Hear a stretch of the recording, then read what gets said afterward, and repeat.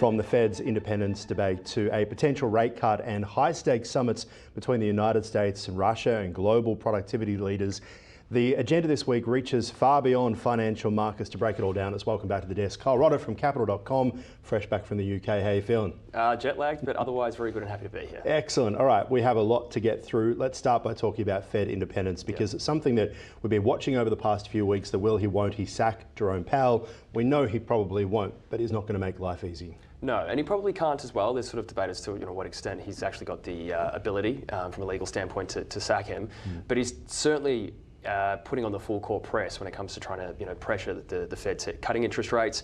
And he's also found himself in the position now where he can pop on the board one of his kind of key acolytes, and Stephen Myron, who's the head of the Council of Economic Advisors and has been very pro-Trump policy for a little while. So there's a dove on the board now.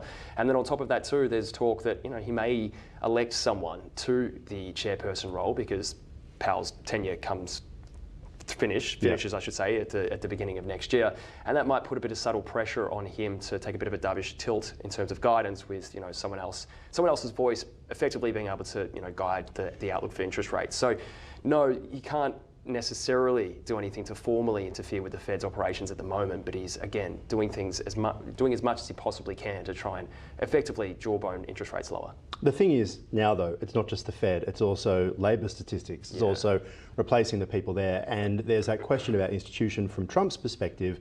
There are too many left-wing bureaucrats making decisions that aren't good for the Trump administration. You look at data we get from China often, and we take it with a grain of salt because we don't necessarily trust the intentions of the data. Is the US likely to head in that direction? Well, I'm not too sure. I don't think so, but it's incredibly concerning when you basically have the president suggesting that the data that is being produced by the BLS is rigged against the administration, and it's another strike by Trump against a US institution that, from a financial markets perspective, I won't comment obviously more broadly from a political standpoint. Both you and I think are kind of roughly liberal Democrats, in some kind of way. We sort of believe in the strength and importance of institutions in society. But from a financial markets perspective, it does raise concerns about to what extent you can trust these institutions, and then also the information that they are providing you. So it kind of means that the markets won't discount that data completely, depending on the sort of direction that the BLS and other institutions take here, but they will, one, take it maybe with a pinch of salt, then also look for alternative measures as well to be able to get a better read on the economy. My first newspaper editor once told me, Kyle, that if you torture the statistics long enough, they'll tell you anything, and it seems to be what's happening here. Right, let's talk about the rate cut. First, the Fed in the US and also in Australia. The Fed likely to see much change? Obviously, you've got the whole tariff conundrum. Yeah, so there is the question of inflation, but the markets are betting big that effectively from here, rates will be cut quite aggressively, and a part of that is the jobs data that we got a few weeks ago, which was much weaker than expected, and the fear that maybe we've hit an inflection point in the US economy once again where interest rates need to be lowered.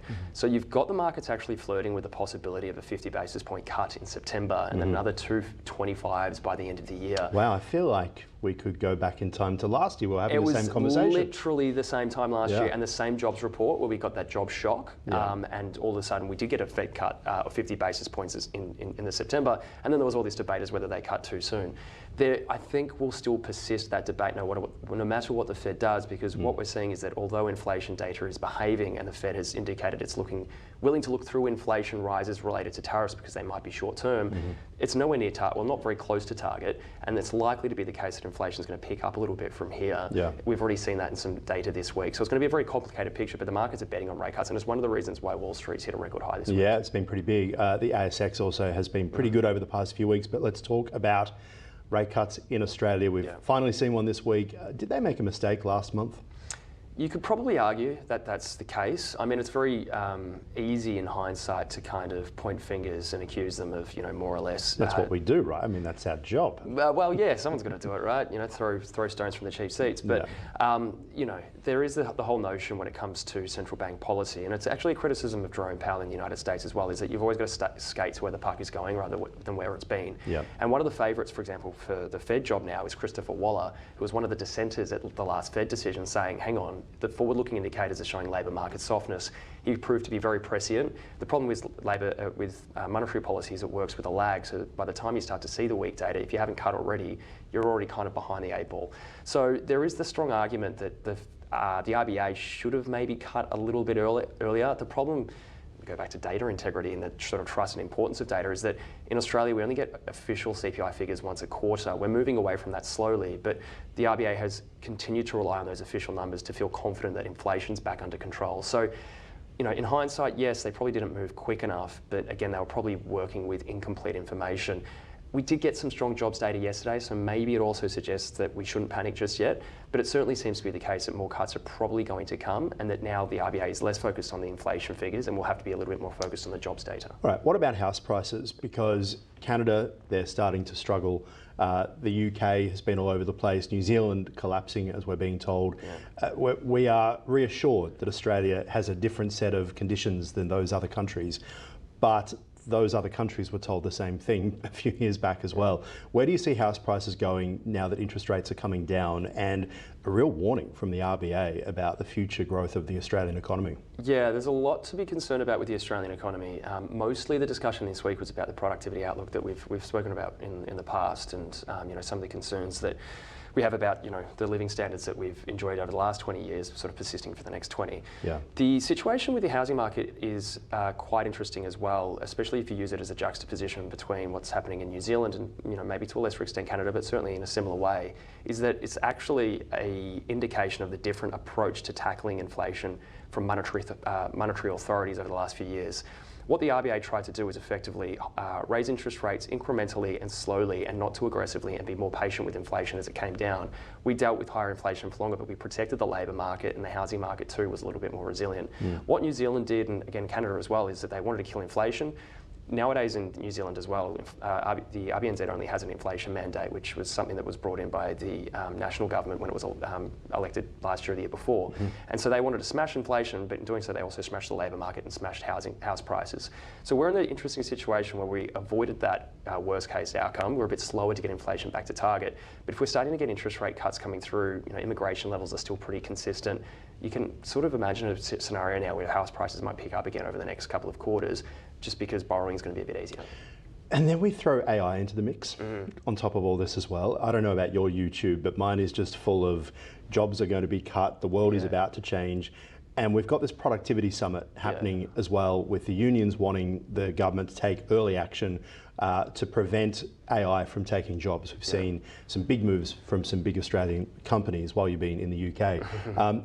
But as we saw with the GFC, when white-collar workers get hit, the economy can get whacked as well. What do you think will come out of the Productivity Commission? Anything?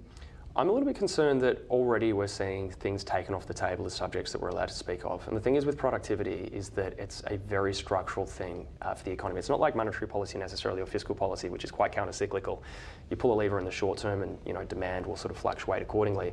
The thing with productivity is almost you're wanting to sort of create the garden bed to make sure that the economy can kind of flourish. That means you need the very crude metaphor, but you need the right soil and the right seeds and the right watering and the right sun and all those kind of things to eventually make it a very, a thriving economy. The second you start taking things off the table, like, we're not going to look at labour market reform, or we're not going to look at energy market reform, industrial relations reform, all of a sudden you're taking one lever away that you can kind of pull to make sure that productivity can be boosted in the future. So the real concern is that we're going to get to this summit and there's all these things that we can't talk about because it's politically inexpedient, and then we're back to where we were before. So that's kind of the big concern there when it comes to productivity. It feels like government is becoming less and less relevant in the conversation as well, given that businesses, because of the high cost of labour, because of the lack of productivity, the push for working from home, if you will, and the merits of that we won't debate.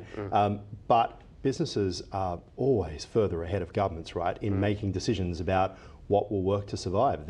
Many are in survival mode. Yeah, and the argument is, when it comes to sort of free markets, is that it's kind of a chaotic system and it's a reflexive relationship that when the government does make a change, a business's job is to anticipate that and they change their behaviour accordingly, and then as a result, you end up not really solving the problem. Government does have a role in this, but I think when it comes to productivity, it's about sort of setting the rules of the game, being the appropriate umpire to make sure that resources are appropriately allocated to ensure that, again, there's a flourishing in the economy. And at the moment, the government doesn't seem to be really willing to do that, mostly because it comes with short-term political pain. You burn political capital, and this is why it's always a crisis that things end up changing. Is because people become desperate, and that's when policy actually changes. Right now, people don't really feel the pinch yet. Government doesn't want to burn their political capital, so we'll just do sort of piecemeal changes that may not really have a big effect. Good to have you back. We'll talk to you soon. Thanks, mate.